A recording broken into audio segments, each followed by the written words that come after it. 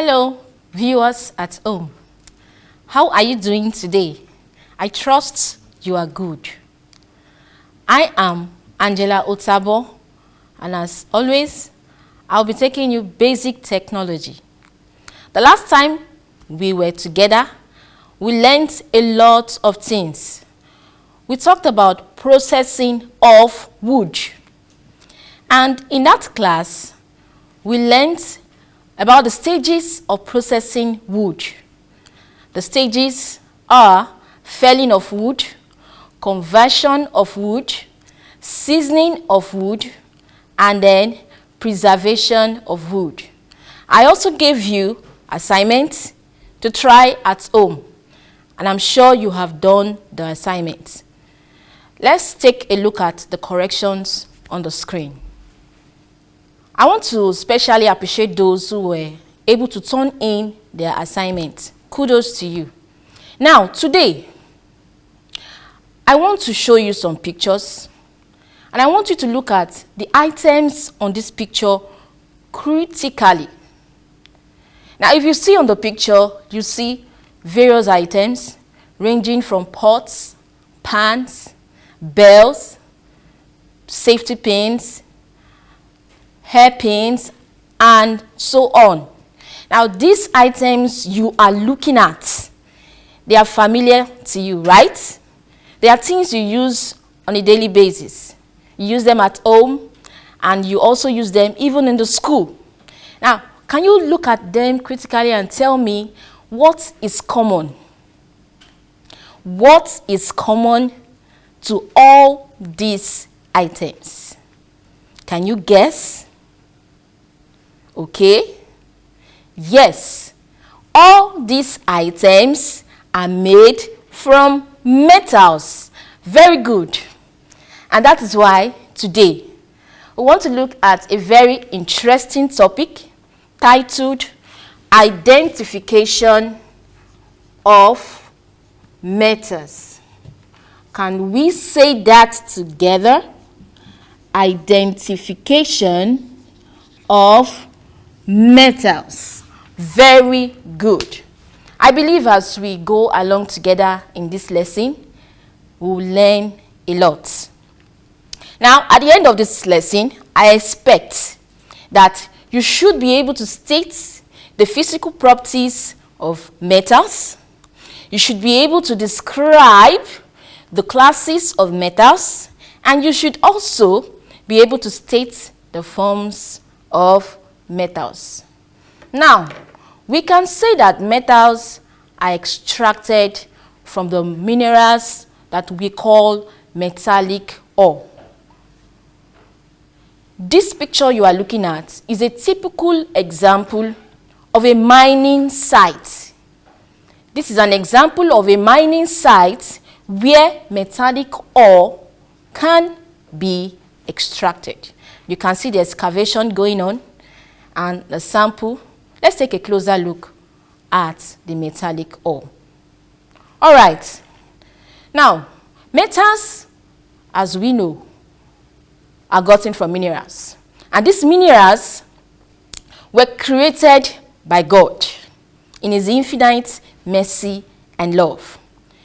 And metals were first discovered sometime around 5000 BC, before the birth of Christ. Now, metals have been very useful since they were discovered.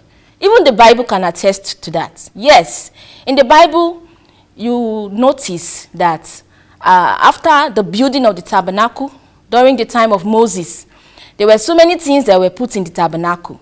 Can you remember some of them? We have the lampstand, we have the cups, the plates, we have the showbread.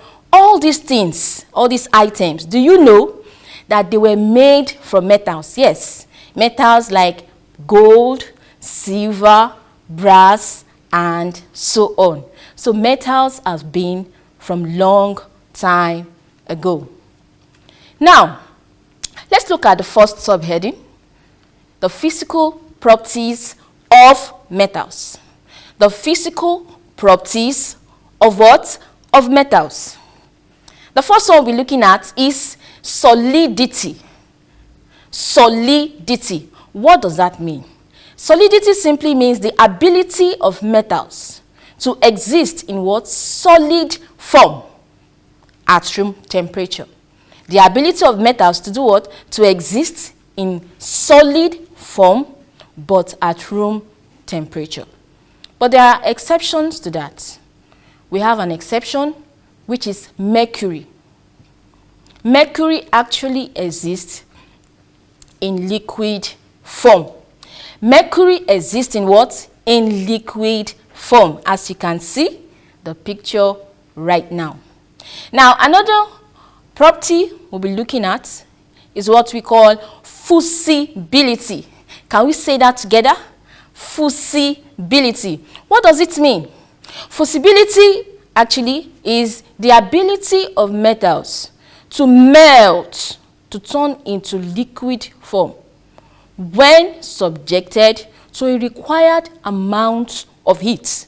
Fusibility is the ability of metals to do what? To melt and change to liquid form when subjected to a required amount of heat. Now, the next thing we're looking at now is malleability. Malleability. Malleability is the ability of metals to be beaten into thin sheets when hammered. Malleability is the ability of metals to be beaten into thin sheets when hammered. Now, the most malleable metal existing on Earth is gold. Do you know that? Well, now you know.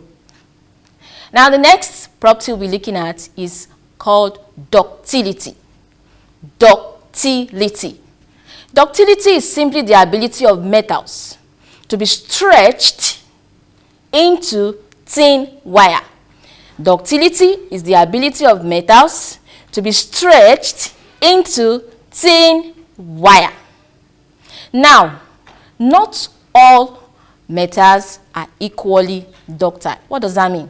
It means that there are some metals that can easily be stretched to thin wire, while there are some, the extent of being stretched is not as much as some others.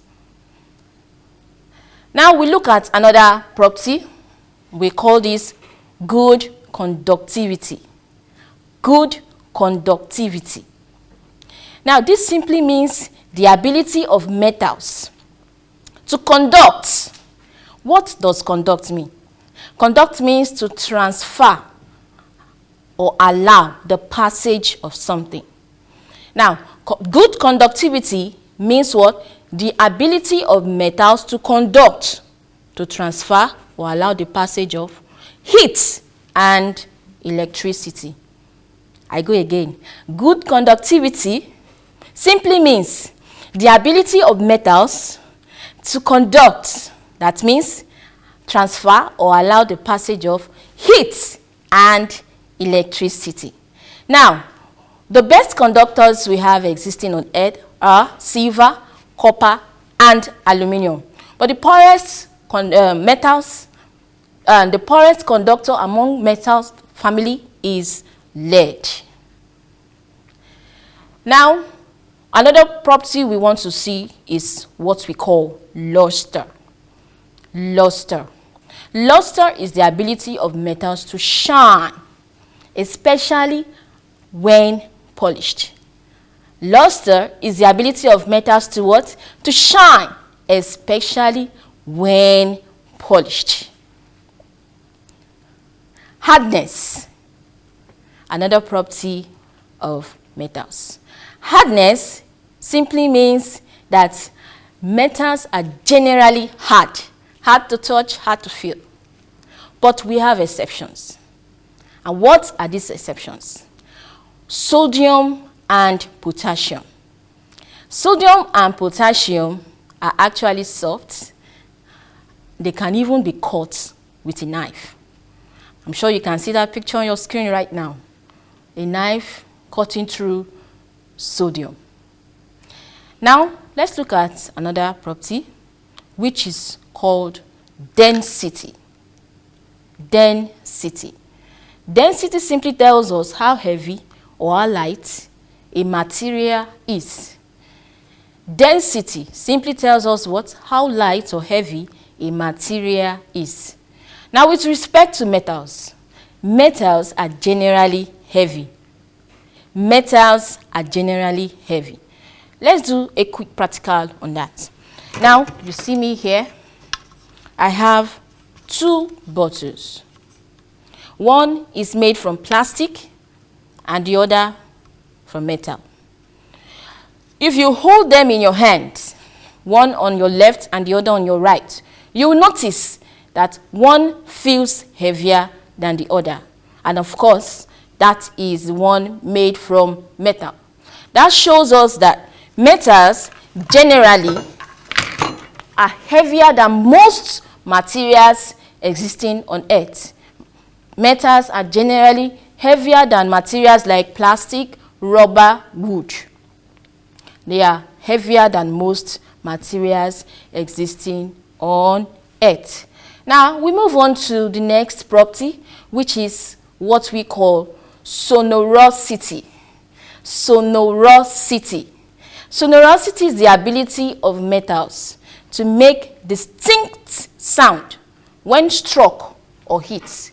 The ability of metals to make distinct sound, unique sound, when struck or hit. Can you hear that? Can you hear that? Can you hear that? Different sounds. Now let's stop there and let's go on to a wider range of metals. We are going to do a sound test on these metals: iron, aluminium, titanium, niobium, silver, tantalum, bronze, nickel, silver, and lastly, brass. Now let's take a look at how the sound goes.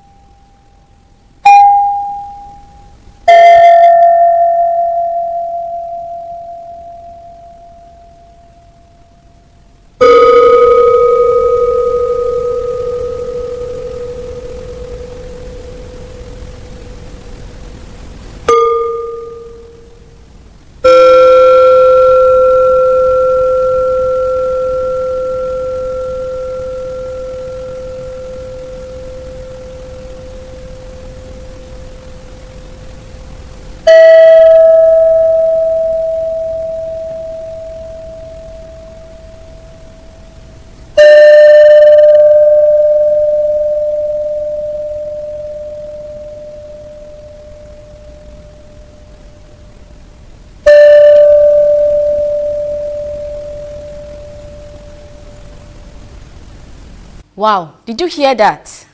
Each metals having its own distinct and unique sound. Now we'll move on to the next subheading, which is classification of metals.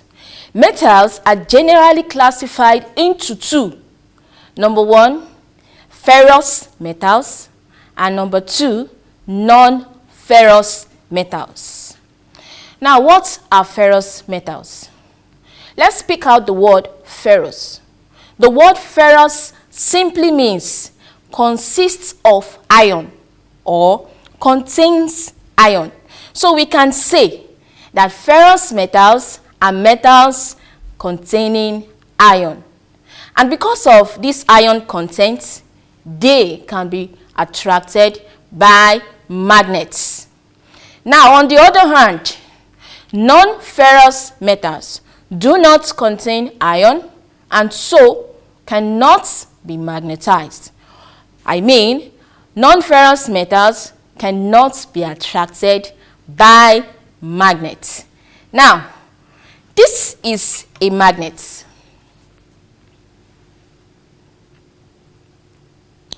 And we are going to quickly do a practical on trying to differentiate these items and getting to know which is ferrous and which is non-ferrous. I have 3 of them here. Let's see which will be attracted by the magnet and which will not be attracted by the magnet. Can you see that? You see that? Wow. So, from this we can deduce that this and these are non-ferrous metals. They are ferrous metals. And that is because they can be attracted by magnets. On the other hand, this is a non-ferrous metal because it cannot be attracted by the magnets. Now, we want to see more metals and test them using magnets. We would like to try magnets on metals like iron, aluminum, magnesium, titanium, tin, cobalt, zinc, lead, copper, nickel, gold, silver, and platinum. So we see in the video which is ferrous and which is non-ferrous.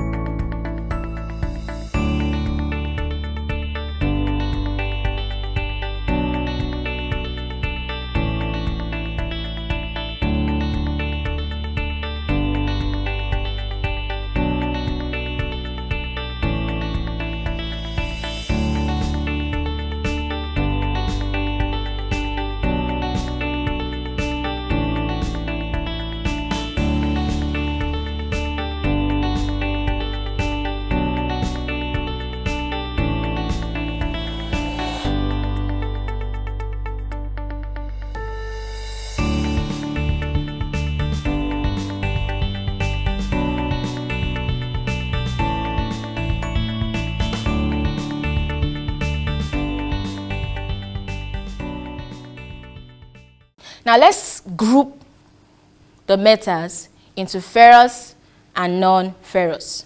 From the video we have just watched, we can say that iron, cobalt, and nickel are ferrous metal. Why? They were attracted by the magnets. On the other hand, aluminum, magnesium, titanium, tin, zinc, lead, copper, gold, silver, and platinum are non-ferrous metals. Why? Because they were not attracted by the magnets. Other examples of ferrous metals are cast iron. Cast iron can be used to produce machine parts and so on. We also have high carbon steel used for producing hand tools like hammers, pliers, saw, and so on. We also have mild steel used for producing nuts and bolts. We have wrought iron, which can be used to produce things like nails, roofing sheets, and so on and so forth. Now, let's also see examples of non-ferrous metals. I hope you are following me. That is good. Examples of non-ferrous metals, we have silver. Yes, very common metal. Silver is used for producing jewelries, mirrors, and coins. We also have brass, used for making arms and ammunition and decorations. We have bronze. Bronze can be used to produce ornaments. Bronze can be used to make statues. We have lead, and lead can be used to produce pipes, solder, and so on. We move on to the last stage, the last stage of our lesson today. The last subheading, forms of metals. Forms of metals.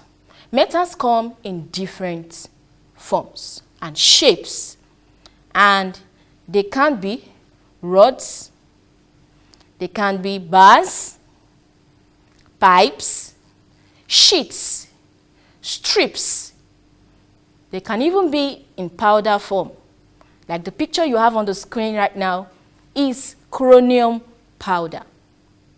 So far, we have been able to state the physical properties of metals. We have been able to describe the classes of metals. We have also been able to state the forms of metals. Before I go, I'd like us to go through these practice questions together. Are you ready? Let's go. Number 1, dash is the most malleable metal. Dash is the most malleable metal. And what is the answer? Did I hear you say gold? Yes, gold is the answer. Number 2, dash and dash are soft metals. Dash and dash are soft metals. And what is the answer? Yes, sodium and potassium. Correct. Number 3, which property of metals signifies its heaviness? Which property of metals signifies its heaviness? And the answer would be what? Density. Very good. Now we'll move on to the next one, number 4. Ferrous metals contains dash. Ferrous metals contains dash. Yes, the answer is iron. Finally, number 5. Dash is used to test for iron content in materials. Dash is used to test for iron content in materials. And our answer is what? Magnets. I think you deserve an applause. Thank you so much for following me. Now, I would like you to do these assignments on your own. I want you, number 1, to use a magnet to test items made from metals around you and identify which is ferrous and which is non-ferrous. Also, list 5 properties of metals. And lastly, list 2 forms of metals. It's so good having you around today. My name remains Angela Otabo. Until next time, please stay safe and remain blessed.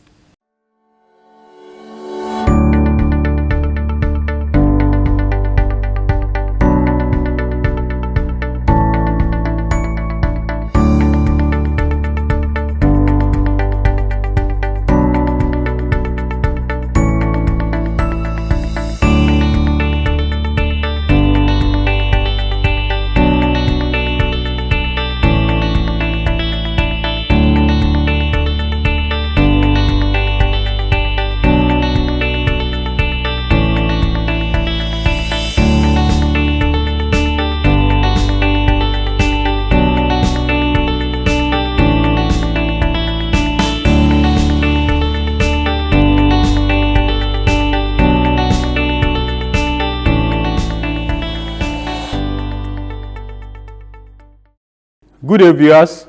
You are welcome to the class. I remain Olawale Adebisi. I'll be taking you phases. And in our last class, we discussed motion. Motion. And we lay more emphasis on the types of motion. We discussed random motion, translational motion, rotational/circular motion, as well as oscillatory motion. I remember giving you an assignment to design a toy such that can perform motion. And while designing your toy, I ask you to put in mind that agent that causes motion. And there is no any other agent than force. Force is that agent that causes motion. But today, we'll be looking at an aspect of motion, how to describe motion. What are the physical quantities used in describing motion? And that is what is taking us to the topic, parameters of motion. Parameters of motion. Parameters of motions are physical quantities used in describing the movement of an object. Parameters of motions are physical quantities used in describing the movement of an object.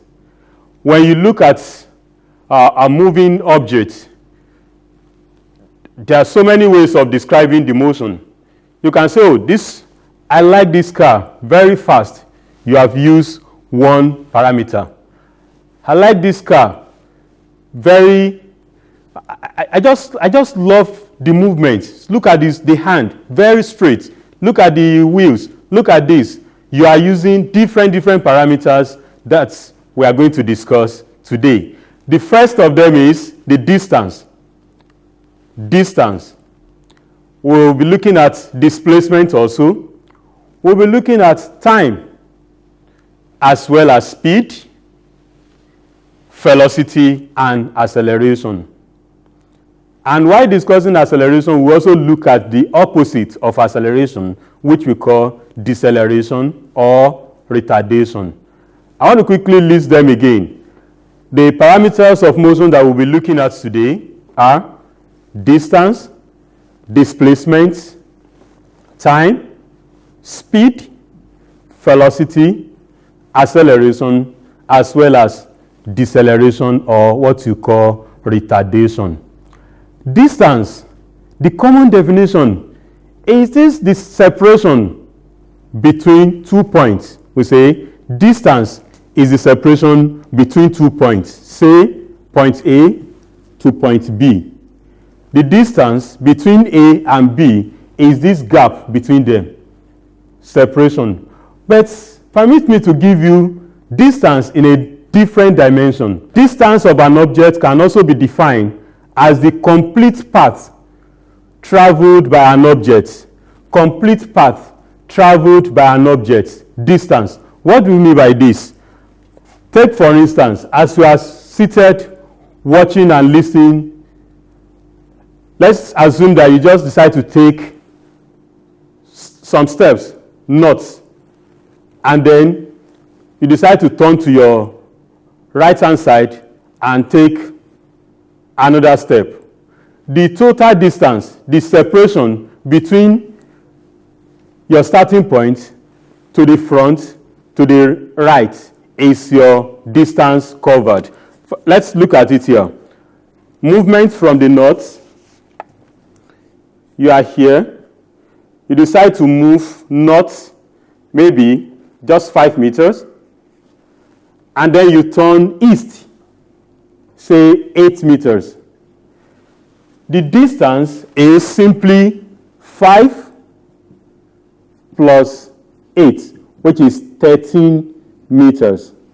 And if you look at the one on the screen there, you see an example. If a car travels north for 5 kilometers and takes a turn to travel east for another 8 meters, the total distance covered 5 kilometers north, 8 kilometers for the car. You have 5 kilometers north and 8 kilometers east. The total distance covered will be 5 plus 8, which is equals to 13 kilometers. That is the second definition of distance, which is defined as the complete path traveled by an object. Distance is measured in meter. The SI unit of distance is meter.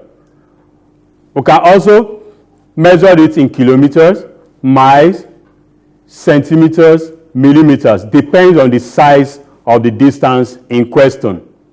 Depends on the size of the distance in question.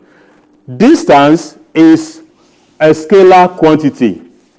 You remember your first week in physics class, we talk about scalar and vector quantities. Scalar quantities because it has only magnitude. We are concerned with the magnitude. We are concerned with the magnitude. For example, Daddy traveling from Redemption Camp, Ogun State, Nigeria, to a part of Lagos, Nigeria, and after 2 hours, you called him and he said, he's in Lagos. I mean, we have covered about 253 kilometers from the Redemption Camp, Nigeria. You don't bother to say where precisely, which local government are you, or which side, which location are you precisely. You just listen to the distance, so kilometer away from home. And that is an example of distance, which we say is a scalar quantity. You are less concerned about the direction. The second parameters of motion that we'll be looking at is the one we call displacement. Displacement. It is a distance in a specified direction. Displacement is a distance in a specified direction. It can also be a change in position, that is from the difference between final position and the initial position of an object. The difference between the final position and the initial position. Let's take, for instance, that same scenario of a car starting from point A, moving north 5 kilometers, and then on getting to this point, turn east 8 kilometers. Remember, when we are considering distance, you simply add 5 to 8 to have the total, the complete path taken by the car. But in this case, the displacement is simply the car is here now at this point. The car is somewhere here, point C, and this is the starting point of the car. And so the displacement is this hypotenuse from A to C. The distance between A and C is the one we call displacement. Displacement. And then to calculate that, I would like to borrow from your mathematical experience that this side is equals to the square root of 8 square plus 5 square. You use the same unit as the given unit in the question. The displacement, once again, is the difference between the starting point and the finishing point. Or you say the initial position and the final position. In this case, you discover that we are less concerned about the path taken from here to here, here to here. The path taken is irrelevant, but your position is what we are concerned with. In this case that we are considering the position, it means it's a vector quantity. Displacement is a vector quantity and is measured also in meters, kilometers, centimeters, millimeters, depends on the size of the displacement in question. Now, permit me to quickly compare distance and displacement using this circular motion, for example. Remember, we are talking about parameters of motion. So we'll continue to refer to the different types of motion. Starting from this point, let's call it point A. Let's assume that you move from this point and you turn around and return back to the same point A. Your displacement is 0. Your displacement is 0. But your distance is this total path taken, which is the circumference of the circle. I take that again. Let's assume you decide to move in a circular path, starting from point A, and you take it through and return back to point A. Your displacement is 0. Your displacement is 0. But your distance is the circumference of the circle covered. And that is where the second definition of that distance is from. It's saying the total or the complete path taken by an object. Let's quickly look at the time and other parameters of motion. Time. Time. It is the duration of an event. The simplest definition of time is that is the duration of an event. But a professor once put it as that thing that goes on. And he stretched the on till, for example, right from the creation, time has been in existence. It's just that as we are improving, the measurements is changing from the day, night, make the first day in the scripture, another day and another night, the second day, another night, the third day. That was the first system of recording time from the creation. But scientifically, time is measured in seconds. Time is measured in seconds. And so we are not going to dwell more on that. When we get to the measurements of time, measurements of length, measurements of mass, we'll discuss that into two. The next parameter of motion that we'll be looking at is the speed. Speed. That's one that you say very fast. Can you see the school bus zooming off the bus stop with empty seats? Mom, you quickly pick your phone. Mom, you can imagine this school bus just zoom off from the bus stop. And they say, okay, don't worry, go to the bus stop. I will need to call him. I will need to call him back that you are close to the bus stop. Thank you, ma. That is the speed. You are talking. You didn't specify whether the zooming is zooming to the left or to the right. And so we define speed as the rate of change in distance with time. Speed is the rate of change in distance with time. You see the word distance there again. Distance is that separation without any specific direction. So when we define speed also using that distance, which take no cognizance of the direction, is saying something that speed is also a scalar quantity. A quantity that we are only concerned with the magnitude, no direction. The SI unit of speed is meter per seconds. Meter per seconds. We write it as ms raised to power minus 1. Meter per seconds. Meter per seconds. But we have a very short formula for speed. In calculations, we denote speed with small letter v, and we say is the distance, change in distance over time taken.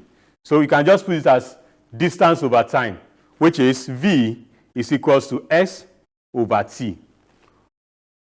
We'll come back to that later. But this speed in question, we have the one we call uniform speed. We have instantaneous speed, and we have average speed. When you are talking about uniform speed, you are saying that the rate of change in distance with time is constant. When the rate of change in distance with time is constant, we say we have uniform speed. Uniform speed, once again, is obtained if the rate of change of distance with time is constant. Otherwise, we have non-uniform speed. The average speed is simply total distance divided by the total time taken. Average speed is the total distance covered divided by the total time taken. That is the average speed. And this particular speed, I think, is the most reasonable way of describing the motion of a body using speed. Because taking a car, for example, you cannot start a car from rest, attain a certain speed, and then maintain that speed throughout the journey. or the movement. At a point, you get to a zebra cross, you stop, or you just slow down in case there is anybody passing, and then you discover nobody, you move on.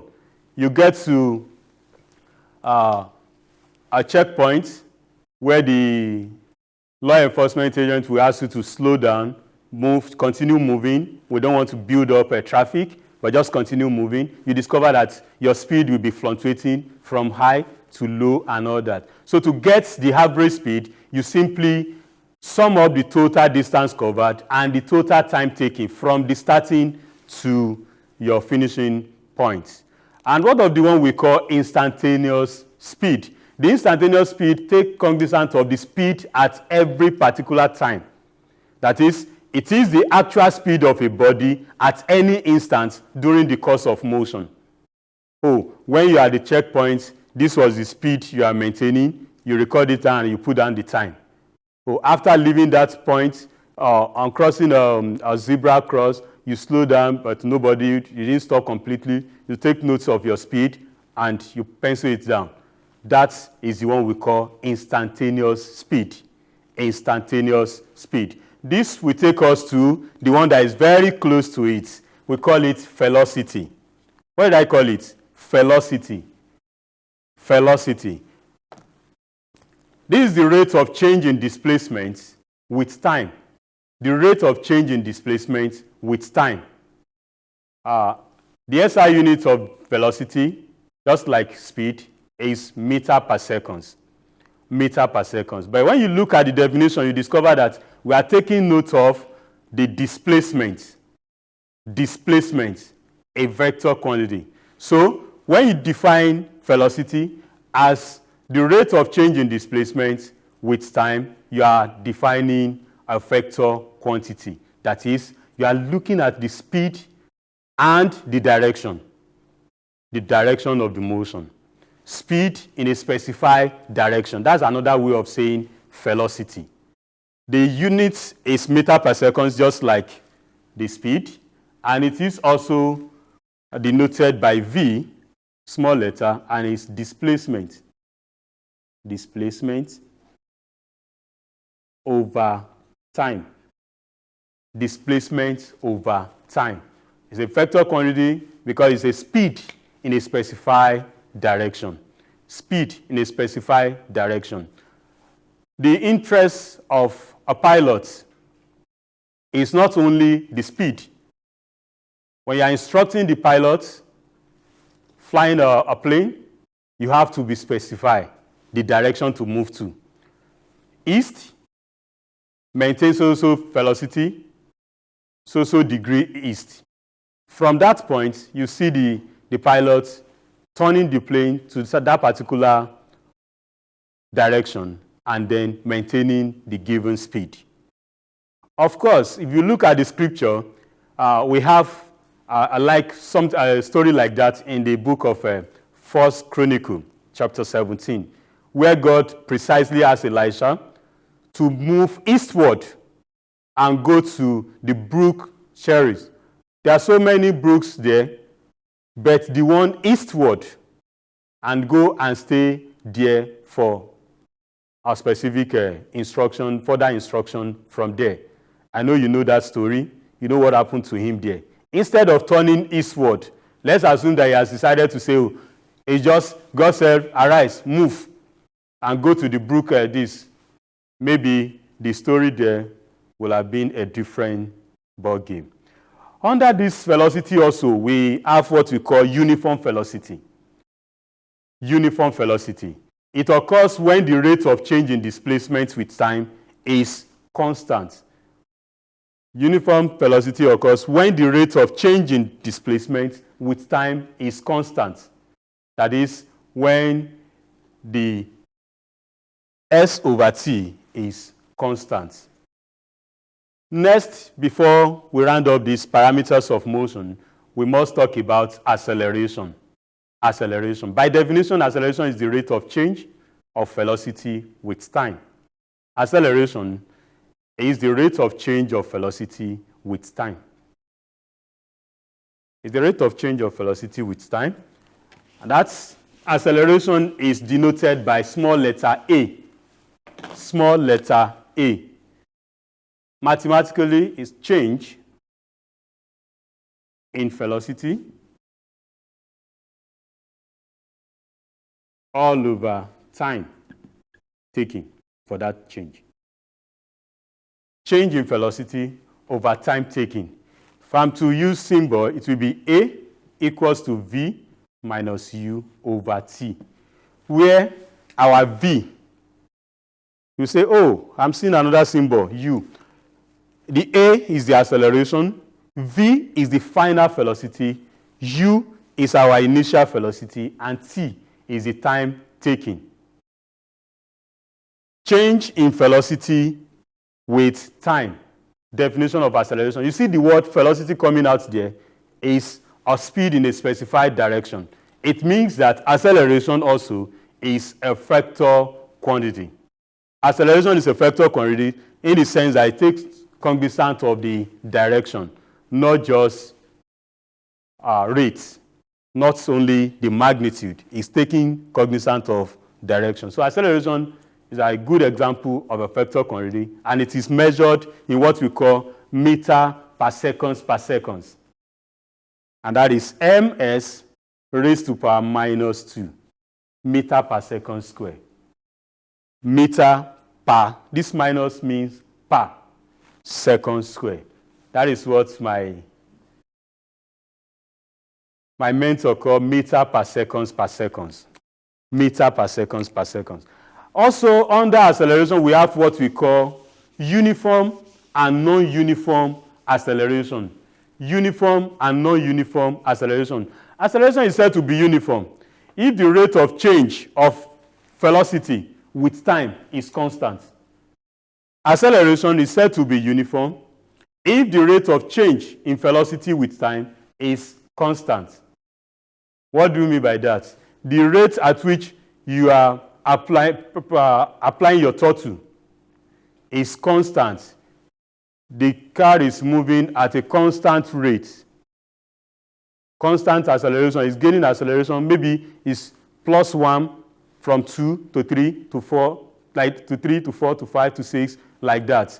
In uniform time interval, then we say we have uniform acceleration. Otherwise, we have what we call non-uniform acceleration. Non-uniform acceleration. If the rate of change in velocity with time is not constant, we have what we call non-uniform acceleration. Now, we're talking about acceleration. Of course, you know, the opposite of acceleration is deceleration, or what we call retardation. But let me just quickly paint a scenario before I give you the definition of deceleration. When you start the car and you are moving faster and faster, you are accelerating. But by the time you start, you remove your leg from throttle, or what they call accelerator, and then the vehicle starts slowing down before you finally apply brake and you say, oh, yes, we are at home. That process of releasing your leg from the accelerator, watching your dashboard, you see the speedometer coming down gradually until you apply the brake finally to bring the vehicle to rest, is what we call deceleration. Acceleration is going up, deceleration is coming down, coming to rest. Coming to rest. So by definition, deceleration is a negative change in velocity with time. Negative change in velocity with time. That is, when such happens, the body's velocity is said to be reducing or coming to rest. Deceleration is also the same thing as A, but is negative acceleration, negative change in velocity, negative change in velocity over time taking. Over time taking. The negative sign will come in automatically. Let's take, for instance, the vehicle that is already on a velocity of 50 meters per second. 50 meters per second. Now applying brake, going down from 50 to 40 to 30 to 20 to 10 to 0 meter per second. When you want to calculate the deceleration, this 0, which is now at rest, is your final velocity. Final velocity, which is your v. And the initial velocity is here, u. So by the time you say a is equals to final velocity, v minus u, over time for that change, you have 0 minus 50 all over time. Even if time is 100, what you are going to have here is going to be negative. So far we have discussed parameters of motion by looking at distance, displacement, time, speed, acceleration, as well as deceleration. Well, let's quickly look at some worked examples. You know, in physics, when you have theoretical aspect like that, after discussing, we'll just bring in some mathematical model to make the work wonderful, to stick better. So I'll be giving you this first example of a car. A car covers a distance of 60 kilometers in half an hour. What is the average speed of the car in kilometer per hour? What is the average speed of the car in kilometer per hour? The first thing is to extract our parameters out from that question. A distance x, 60 kilometers, and time t, how many hours? Half hour. Then so we should calculate the speed that is speed in kilometer per hour. In this case, we don't need to convert from kilometer to meter or time from hours to minutes or seconds, since the instruction is calculate the speed in kilometer per hour. So our speed, therefore, is equal to 60 kilometers all over 0.5 hour. And that will give, yes, I'm listening. What do you have? 60 divided by 0.5. 120. Thank you. 120 kilometers per hour. I've decided to leave the units there so that you understand the way we arrive at the final unit for our speed in this particular question. Let's look at this second one. A car covers 150 meters in 10 seconds. What is the speed in meter per second? ms raised to power minus 1. What is the speed in meter per second? A car covers 1,500 meters in 10 seconds. What is the speed in meter per second? The solution again, you look at the distance, you bring out the time, and then you work the two together. Distance, 1,500 meters, and the time, how many seconds? 10 seconds. Then your speed is unknown. And you say v is equals to x over t, distance over time. So speed is equals to 1,500 all over 10. You take care of this, you have your v to be 150 meters per second. 150 meters per second. At this point, I want to give you this assignment. I want you to learn how to convert speed or velocity from meter per second to kilometer per hour. That is the first assignment. Using this question, convert 144 kilometers per hour to meter per second. And the second question, that a car covers a distance of 40 meters in 2 seconds. What is the speed in kilometers per hour? In kilometers per hour. And the third question, we have a boy moved continuously for 40 seconds and cover the following distance in the table below. So you just see the table there, and then you are asked to draw distance time graph and calculate the speed.